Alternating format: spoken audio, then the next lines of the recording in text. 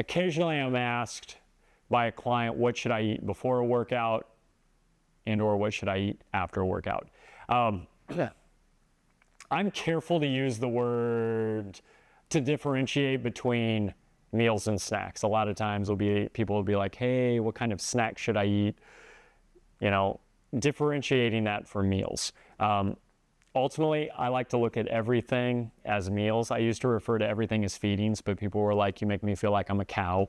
But whether you're eating a meal or a snack, does it contain a lean protein? Does it contain a vegetable? Does it contain a complex carbohydrate? Does it contain a fat? For the most part, I want a meal or a snack to contain at least 3 of those 4 things. Depending upon when you train during the day, really does matter how you should fuel before and after. I do have some clients, my early morning clients that meet with me at 6 a.m. They prefer not to eat anything. Now, ultimately, it comes down to personal preference. If they choose not to and they'd rather not eat something, I'm not going to push back on that. Ultimately, do I think it's hindering their performance in the gym? Absolutely, because they've just come off of hopefully what's been nearly a 12-hour fast. If they're getting 7 to 9 hours and they're not eating right up until they go to bed, they're coming in relatively fasted.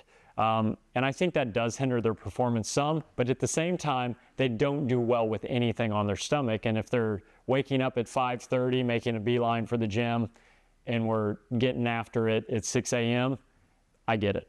But if you've got time for a full meal, let's say you've got a couple hours before, I want you eating a full meal to fuel yourself for that workout. There's no reason that you shouldn't be able to eat a full meal 2 hours before your workout. If I'm speaking to someone, hey, you've got some time before, what is your normal meal that you're eating?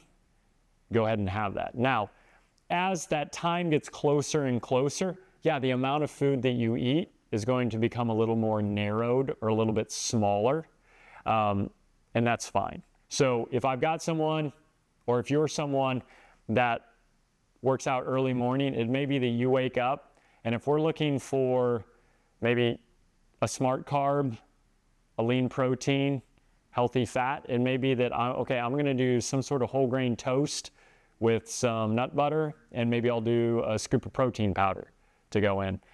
Maybe it's, hey, I'm going to do some cottage cheese with some fruit and some walnuts to get you going. It may be that, hey, I'm going to spin up what I call a super shake that has a protein powder in it, a vegetable, a fruit, and a healthy fat. So finding something that will fuel you, that is going to be conducive to your goal, but that's also going to settle on your stomach. I mean, it may be, as I'm just sitting here and thinking, it may be, hey, a bowl of oatmeal with some nut butter and some fruit you'll do well with. So find foods that you like. And it really is only in the morning workout that I can think about, okay, really what's the biggest excuse in terms of, hey, I don't know what to eat, because later in the day, it should be that, hey, I'm able to get in a full meal before I get into my workout. And then a lot of it's trial and error, that you may say, okay, I'm going to try to eat before a workout, and your workout may not go well, but you've learned from it. So it's not to say, hey, it's a total wash, I'm not going to eat.